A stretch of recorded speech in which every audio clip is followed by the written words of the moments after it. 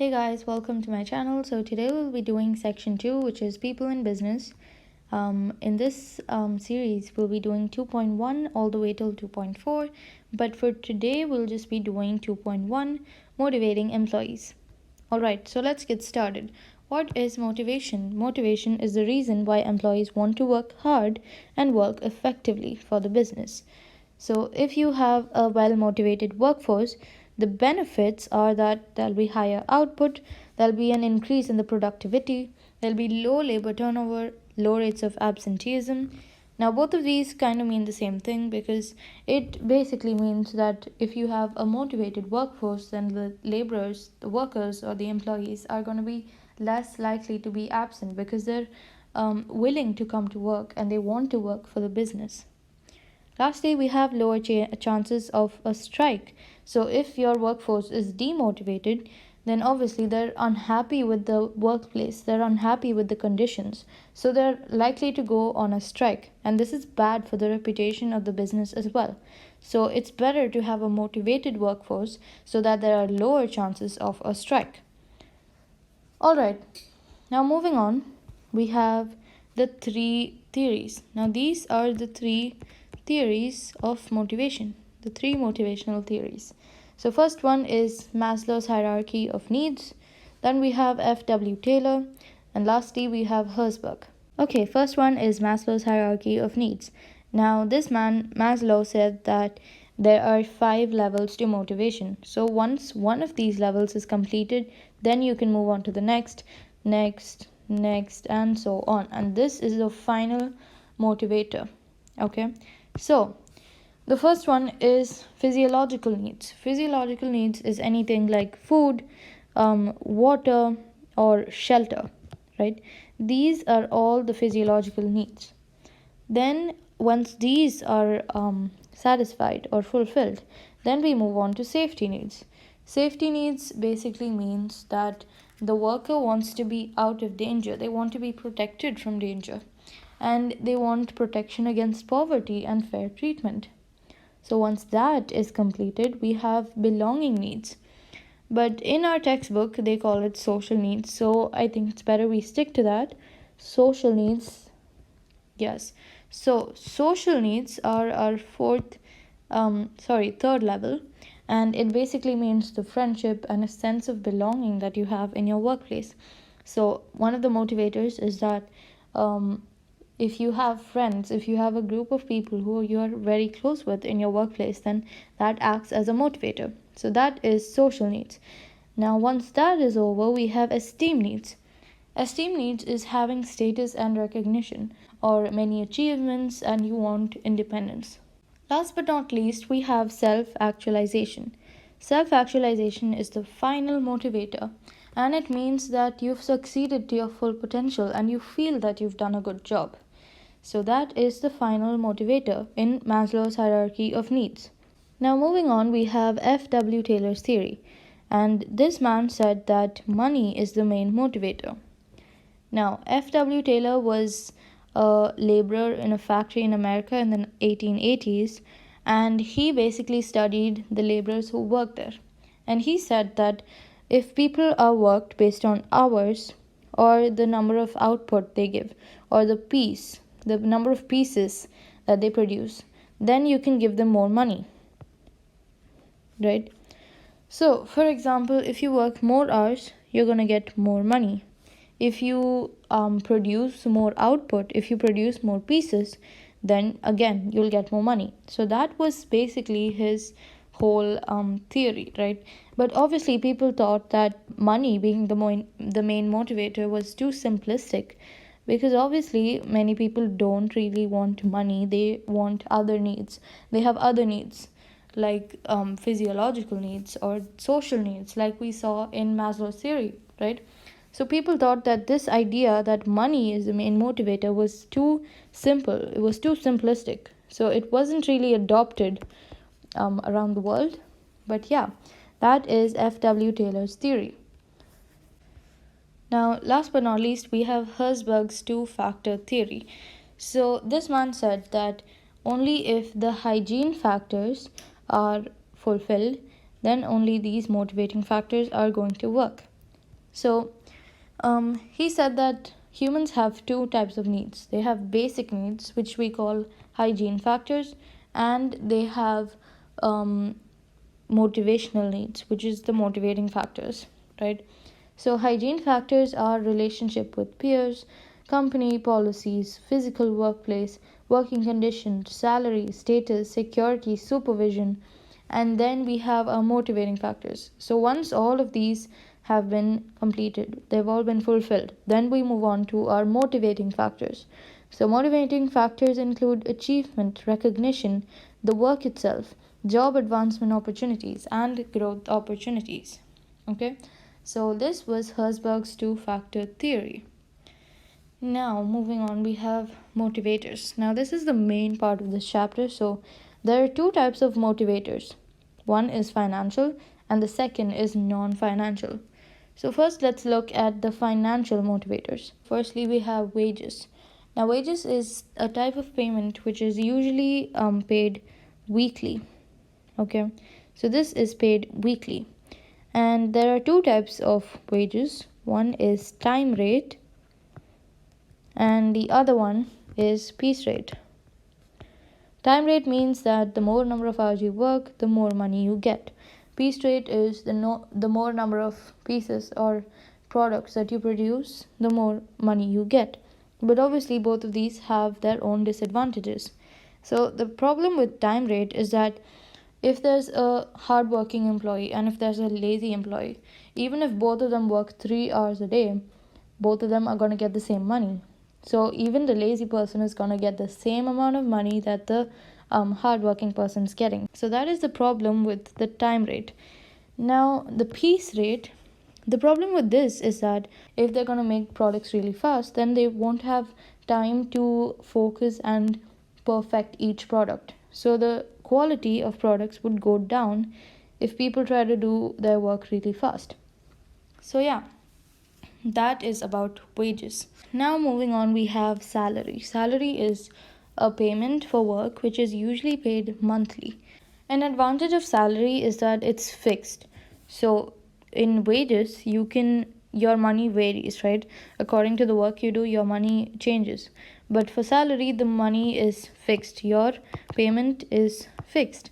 So, it's not going to change, and the employer doesn't have to sit and calculate the amount of work you did every month. Okay, so that is an advantage of salary. Now, the limitation is that workers may prefer to be paid weekly, because otherwise now they have to work for a whole month and they have to wait for a whole month to get their money. And another limitation is that there's no payment for the extra time they worked. So even if they work for like 2 hours extra one day, they're not going to get extra money because salaries are fixed, like I said. Okay. All right. Now moving on, we have bonuses. A bonus is an additional amount of payment above basic pay as a reward for good work. So, suppose you get a salary of $100.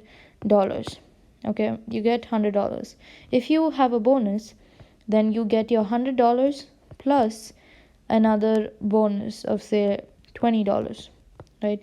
So a bonus is basically a lump sum that's paid to workers who have worked well. It's basically a reward given to them. So bonuses don't have to be paid, and a business can decide to pay a bonus just to like one individual worker who has performed well, or to all of its workers if its business has exceeded a certain target. But obviously bonuses also have their limitations. So many times the employees feel like they deserve a bonus, but if they don't get the bonus, then obviously they're going to be demotivated. Another thing is that if the business is just doing bad every single year, then no one is going to get a bonus, and again the workforce is going to be demotivated. The last one is that if only one or a small number of workers are paid a bonus, then the other workers would get jealous, and that is bad. That's a demotivator. Okay, now we have commission, and commission is payment relating to the number of sales made. So commission is mainly applicable to salespersons, and it's an additional payment which is often paid to sales staff. So the more sales that they get, the more money that they're paid. And it's similar to base rate, but applying only to sales, um, but it only applies to salespersons. But obviously, commissions also have its disadvantages.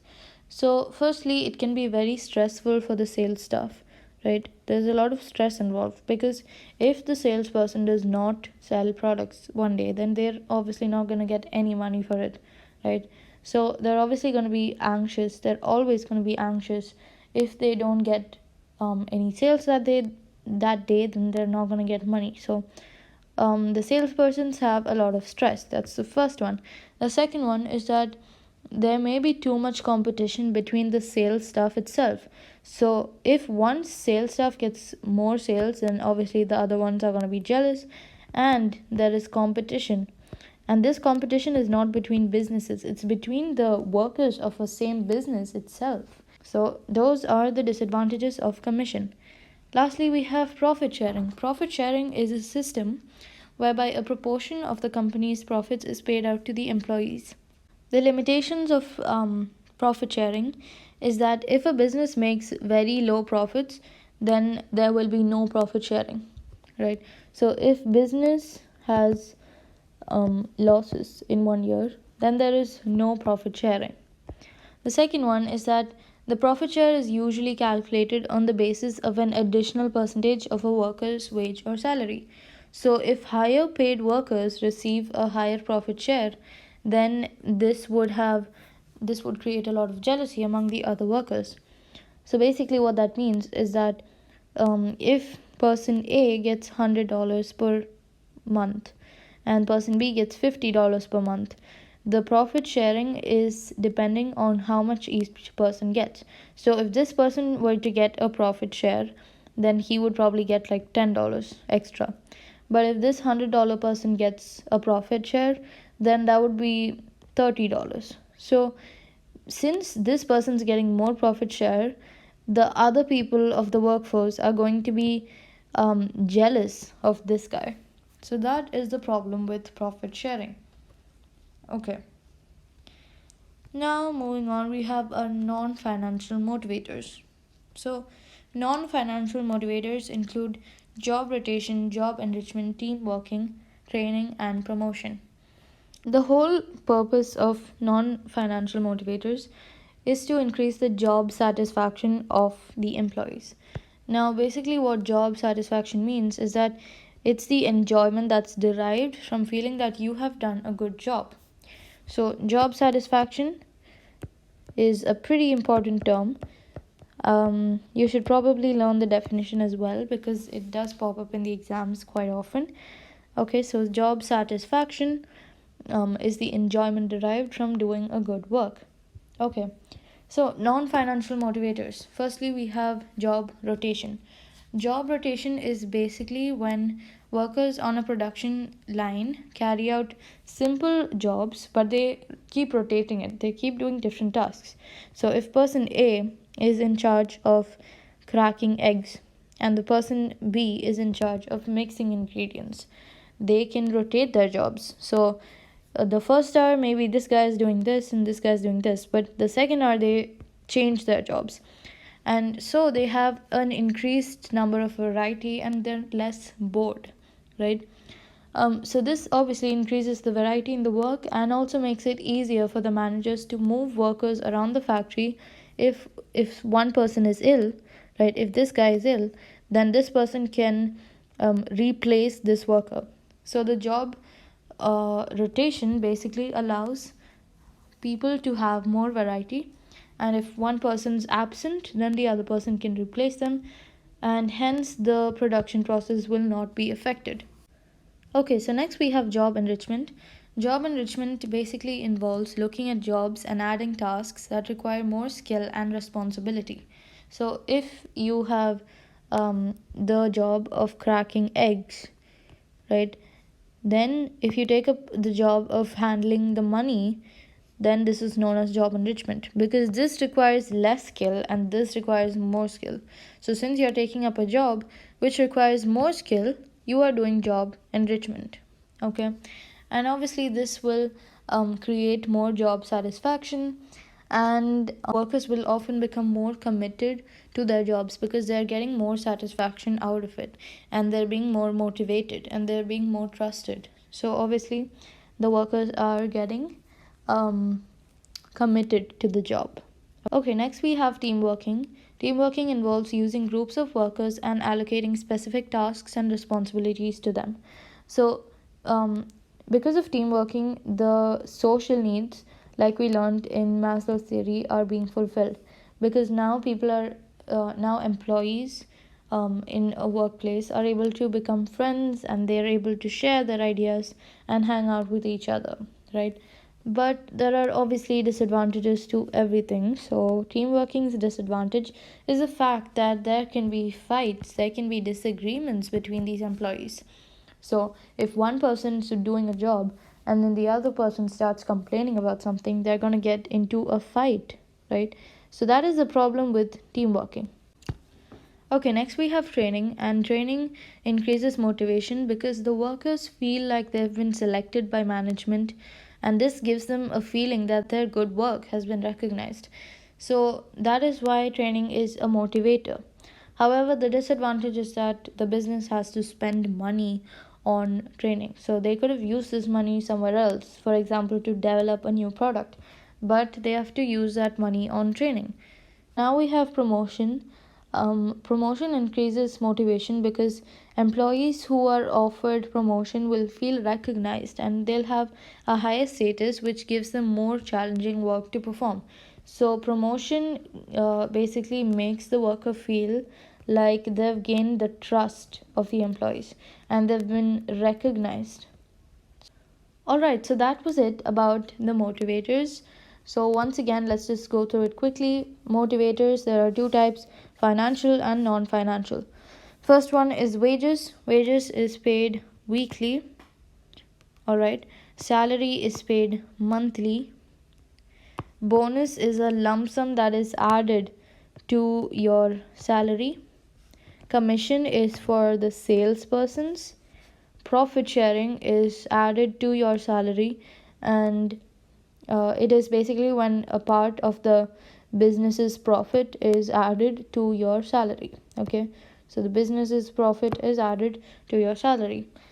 Now, non-financial motivators: job rotation is when the same skill level jobs are being rotated. So that increases the motivation because there are more diverse jobs and it's less boring for the worker. Job enrichment is when you are doing a higher level work, higher skilled work. Okay, so cracking eggs or being a cashier. So from being a person who cracks eggs, you're going into someone who is the cashier, who handles money. This is a very skilled job, right? So that is what job enrichment is. Team working is what satisfies social needs, and it increases motivation because you have a sense of belonging and you're able to make friends in your workplace. Training is when the business is providing people with training so that they can improve their skill and they feel a sense of belonging. And lastly, promotion is when there is an advancement into a higher level job, and that motivates employees because they feel like they're being trusted by the management and they have a sense of belonging in the company as well.